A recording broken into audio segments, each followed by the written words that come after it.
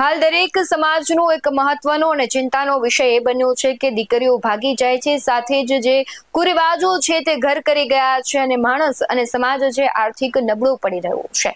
ત્યારે આ બધાની વચ્ચે દરેક સમાજ છે ચિંતન શિબિર કરી રહ્યો છે, બંધારણ પોતાનું ઘડી રહ્યો છે અને ક્યાંક ને ક્યાંક છે હવે આ બધાને લઈને પાટીદાર સમાજ પણ મેદાને ઉતર્યું છે। જેના તેજાબી ભાષણોથી જે કહેવાય છે કે રાજકીય મેદાનો ગજવતા હોય એવા પુરુષોત્તમ રૂપાલા પણ હવે રાજકારણને બાજુએ મૂકીને પાટીદાર સમાજને આકરો અરીસો બતાવ્યો છે। પાટીદાર સમાજના સંમેલનમાં રૂપાલાએ માત્ર ભાષણ નથી આપ્યું, પણ સમાજમાં ઘર કરી ગયેલા કુરિવાજોને બદલાતા માનસ પર સર્જિકલ સ્ટ્રાઇક કરી છે। તેમણે કહ્યું છે કે ભવનો તો બનાવ્યા, પણ શું સમાજનું ઘડતર કરી શક્યા? રૂપાલાના સવાલે હજારોની મેદનીમાં સન્નાટો ખેંચી દીધો હતો। નમસ્કાર, ગુજરાત BS9 TV ન્યૂઝમાં આપની સાથે હું ભગવતી વિશાવડિયા। સુરતમાં સૌરાષ્ટ્ર કડવા પાટીદાર સેવા સમાજના મંચ પરથી પુરુષોત્તમ રૂપાલા રૌદ્ર સ્વરૂપમાં જોવા મળ્યા। તેમણે સ્પષ્ટ શબ્દોમાં કહ્યું કે આપણે ભવ્ય ભવનો તો બનાવ્યા, પણ શું સમાજનું ઘડતર કરી શક્યા છે? રૂપાલાએ સવાલ ઉઠાવ્યો કે શું આપણું કોઈ બંધારણ છે? શું આપણે કોઈ નીતિ નિયમથી ચાલવું જોઈએ કે કેમ? રૂપાલાએ સમાજોના ઉદાહરણ આપીને પાટીદાર સમાજના રીશો બતાવ્યો। તેમણે કહ્યું કે બીજા સમાજોએ સોનાના દાગીના ન આપવા કે સમૂહ લગ્ન કરવા જેવી ક્રાંતિકારી છે તે નિર્ણયો લીધા છે, જ્યારે આપણે હજુ જમણવાર અને દેખાડામાં જ અટવાયેલા છીએ। તેમણે લગ્ન પ્રસંગોમાં થતા બગાડ અને કેટરિંગ કલ્ચર પર પણ આગ્રહ પ્રહારો કર્યા હતા।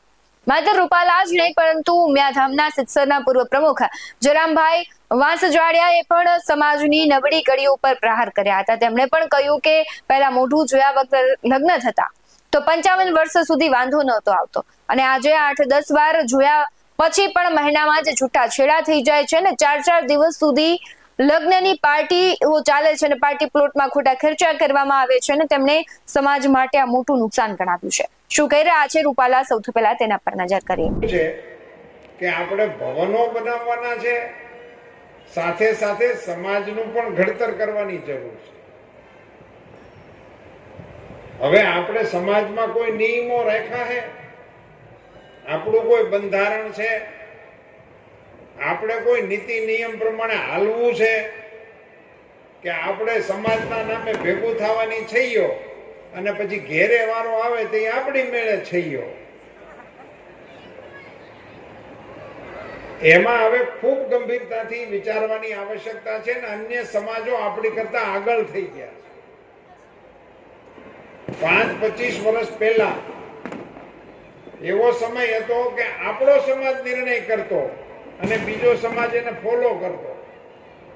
આજે બીજા સમાજોએ નિર્ણય કરી નાખ્યા ને આપણે તો હજી વિચારણા નથી શરૂ કરી। આ ખૂબ ગંભીર મુદ્દો છે, એમાં આપણે વિચારવાની આવશ્યકતા છે। કેટલાય સમાજે નિર્ણય કર્યા।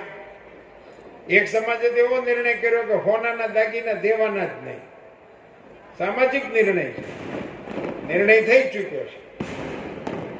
ઘણા સમાજની અંદર સમૂહ લગ્નોના નિર્ણય થઈ ગયેલા છે કે આખા સમાજના એક જ તારીખે લગ્ન થાય। કચ્છ આહિર સમાજ એની એક જ તારીખ, એ તારીખે જ બધાના લગ્ન થાય। આપણા સમાજે આવું કઈ વિચારવાની આવશ્યકતા છે? અને એટલું લગ્ન પૂરતું જ નહીં, બીજા ખૂબ આપણા વ્યવહારો જાત ભાતના વધી ગયા છે। એમાંથી જો આપણે સામાજિક બંધારણની કોઈ અસર નહીં આપીએ તો આ ભવનો એ સગવડતા આપણી વધારશે, પણ સામાજિક પોત જે આપણું હતું એ પોત ઘસાતું જાય છે।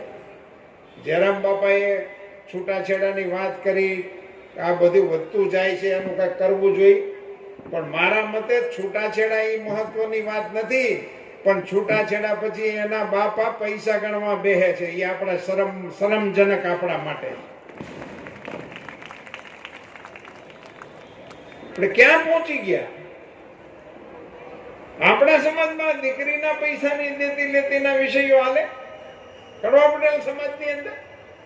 માની સામે તમે એમ બોલો કે અમે માના ઉપાસકો છીએ ને માં મંદિર વાળી જ છે એવું નહીં, માં ઘર વાળી છે। ઘરની અંદર જે બેઠી છે ને એને રાજી રાખવાની આવશ્યકતા। રૂપાલાનો સુરતનો આ કાર્યક્રમ માત્ર એક સંમેલન બનીને ન રહ્યો, પણ પાટીદાર સમાજ માટે આત્મચિંતનની શિબિર બની ગયો। બટેંગે તો કટેંગેના સૂત્રને ઘર અને કુટુંબ સુધી લઈ જવાની વાત કરીને રૂપાલાએ નવી પેઢીના ઘડતરમાં વડીલોની નિષ્ફળતાને પણ આડે હાથ લીધી.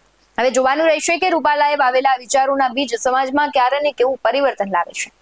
આ કોઈ એક સમાજનો પ્રશ્ન નથી. દરેક સમાજમાં વાકુરી બાજુ ને બધું જ વધી રહ્યું છે.